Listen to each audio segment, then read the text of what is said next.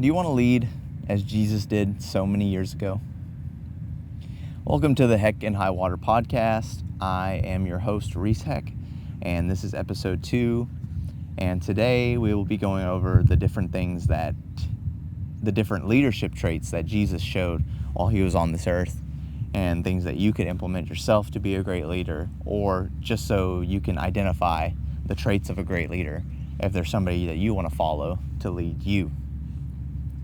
And so the 3 things that we're going to go over are, why Jesus was a leader, not necessarily a manager or a tyrant. Secondly, we're going to go over the different traits that a great leader shows, as through examples through Jesus. And finally, we're going to show what it takes, the sacrifices that it takes to be a great leader as Jesus was. And once again, this is the Through Heck and Highwater podcast, where we walk through life storms through Christ. And so we're going to go ahead and start off. All these verses are going to be in the book of Mark, because Mark is a book that shows like the different, as it shows examples of when Jesus walked the earth and kind of his stories. And so we're going to go through this book with different examples of how Jesus showed great leadership traits.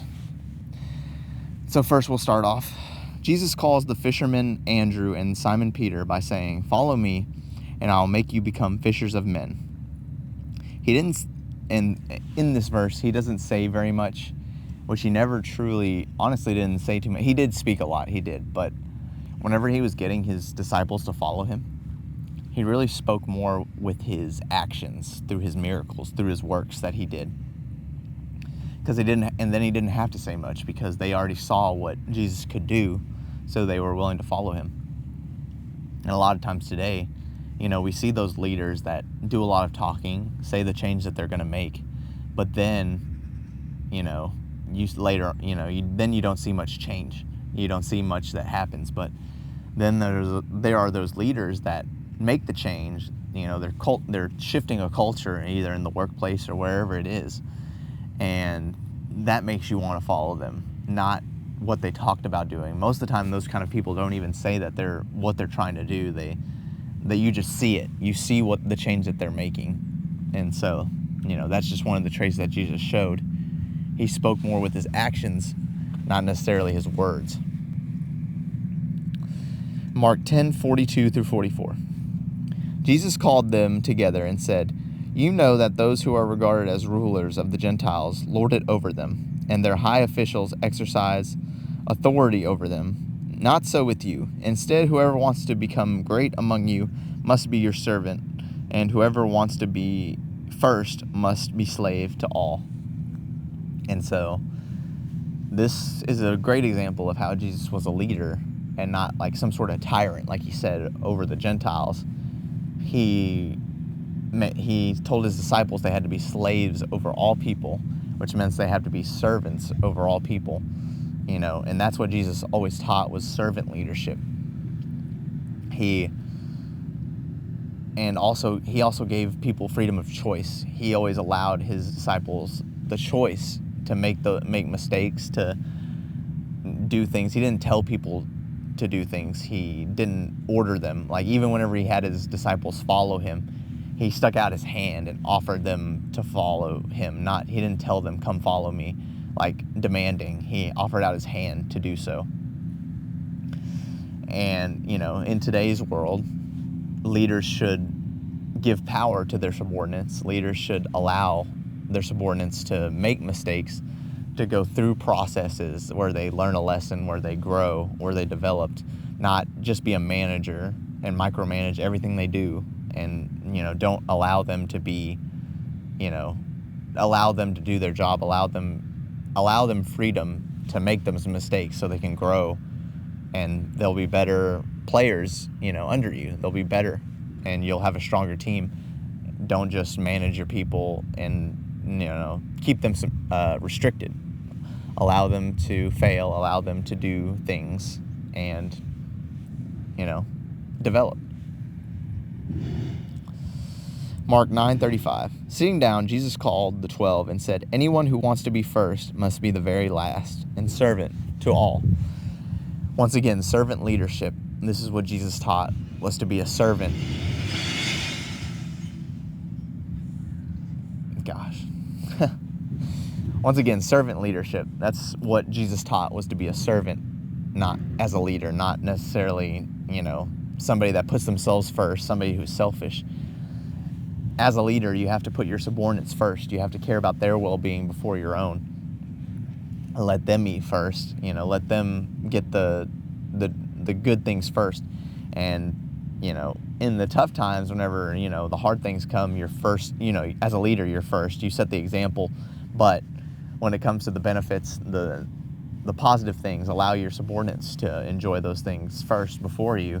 And you show that you care about them. Show that you actually care about your people, that you care about their well-being.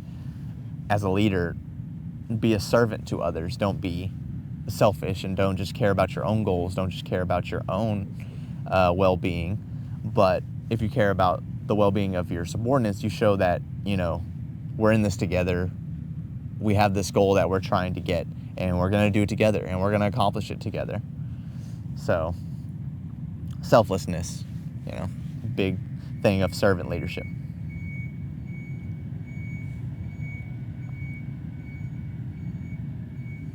I'll wait for this trash man to do his thing.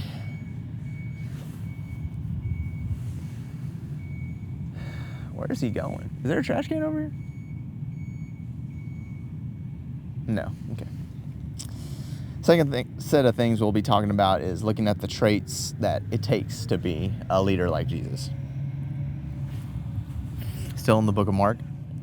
That day when evening came, he said to his disciples, "Let us go over to the other side." Leaving the crowd behind, they took him along, just as was in the boat. There were also other boats with him. A furious squall came up, and the waves broke over the boat, so that it was nearly swamped. Jesus was in the stern, sleeping on a cushion. The disciples woke him and said to him, "Teacher, don't you care if we drown?" Here, Jesus showed calmness during the storm. He showed confidence that he had faith in God, and he knew everything was going to be okay because he had that faith. And as leaders today, we have to show that kind of calmness whenever everything else is a big storm. Situations happen where, other people would freak out, lose their cool. You have to stay calm, cool, and collected as a leader to make the hard decisions in those tough times. And be able to, get your other people calm. Make sure, make sure everything stays in place, even through the storm. Because once you get past the other side of that storm, things come out better. But while in that storm, you have to show calmness and the willingness to work things out. And just have faith in God that it's going to work out, because, God doesn't give you anything that you can't handle. And so just have that faith. Know that everything's going to be okay, and stay calm in those kind of situations as a leader and work through it. Mark 1:35. Very early in the morning, while it was dark, Jesus got up, left the house, and went off to a solitary place where he prayed.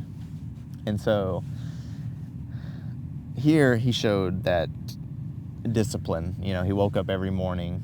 He showed the resilience to have a routine and to pray every morning.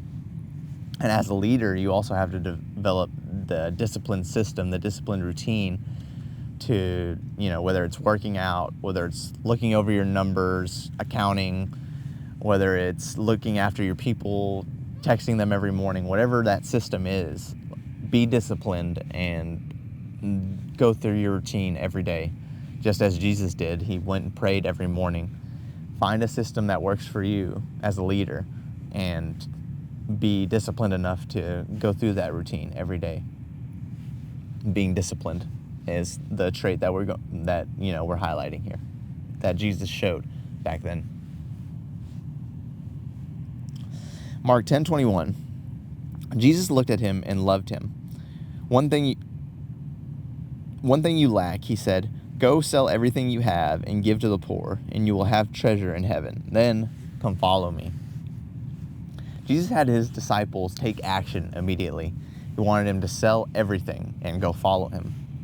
Sometimes in life, these quick once-in-a-lifetime opportunities come, and we have to take action. We can't just sit on it. We can't, miss out on the opportunity as leaders. We have to take action, make those quick split decisions, and, do what's best for your goals. The disciples knew what they wanted. They took those actions. They sold whatever they had to do, sell everything, drop everything, go follow him, because they knew the goals that they set for themselves. They knew what they wanted from Jesus as a leader. And so they were willing to do whatever to reach those goals. As a leader, you have to do the same thing. And then last set of things, we're going to talk about what it takes in the sacrifice to be a leader as Jesus was. Mark 8:34-35. Then he called the crowd to him along with his disciples and said, "Whoever wants to be my disciple must deny themselves and take up their cross and follow me. For whoever wants to save their life will lose it. But whoever loses their life for me and for the gospel will save it." Almost to the point that I just said, where they had to set everything down and go follow him. He had to sell everything. But here we're talking about in a spiritual sense, in a fleshly sense, that the disciples had to drop everything and pick up the cross. They had to deny their flesh. They had to forget the earthly things of this world, such as money, lust, power, things like that. They had to forget about their flesh, pick up their cross, and go follow God. Even today, there are things that you have to give up in order, if you want to follow God, if you want to reach your goals through God, then you have to drop these earthly things of this world that your flesh wants. Like, you can't just want money. You can't want power. You can't want women. Things like this. You will never reach your true goals that you want to succeed. If you hold on to these fleshly things, you have to let them go, and you have to pick up the cross and be willing to follow Jesus. And it's not easy. It's not easy being a follower of God. It's hard because, everybody gives into their fleshly ideas, what they want in this world.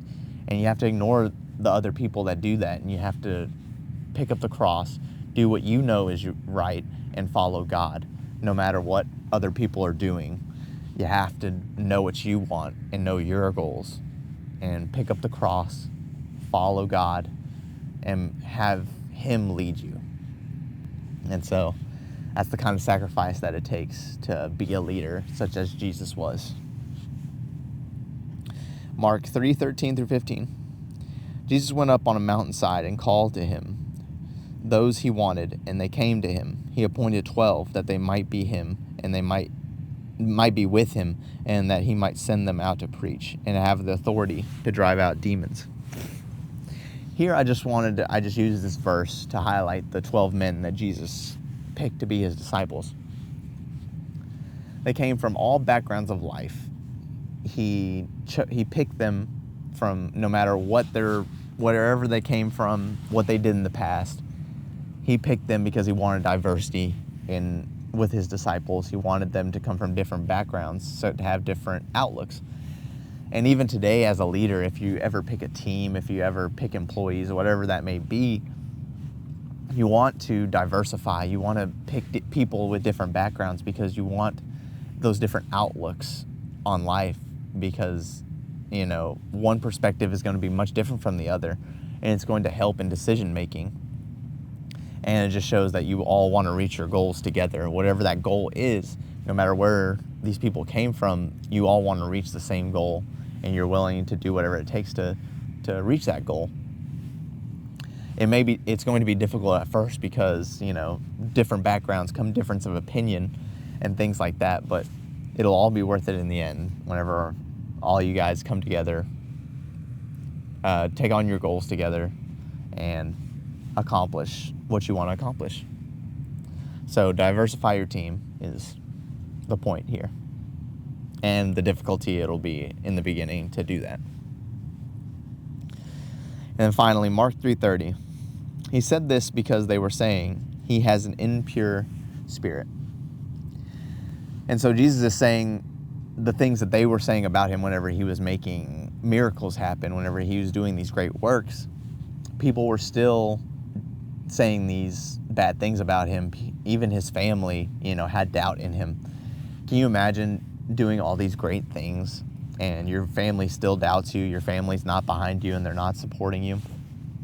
I know that would be very difficult for me if I didn't have my family's support in whatever goals I'm trying to accomplish. But Jesus still persevered. He still continued forward no matter what people said.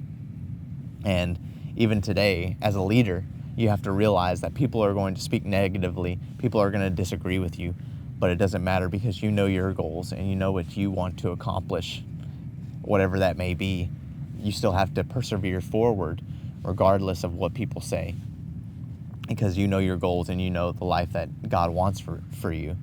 And so, regardless of what people say, you're always going to get negativity, especially as a leader. You're going to have disagreements. You're going to have people that doubt you, but you still have to push forward and you still have to accomplish your goals regardless of what people say. And so these were the different leadership traits that Jesus showed during his time on the earth. And I hope you took some things that you can implement in your life as a leader, or hopefully this helps you, identify a leader that you would like to follow, and this lets you recognize some of the traits that you want in a leader to follow. And also, hopefully, you can, teach some of these to your subordinates if they want to lead in the future. And so this has been Through Heck and High Water. This is episode 2. And thank you guys so much. I appreciate every single one of you guys that are watching and listening. Please like and subscribe. And I will see you guys on the next episode. Thank you.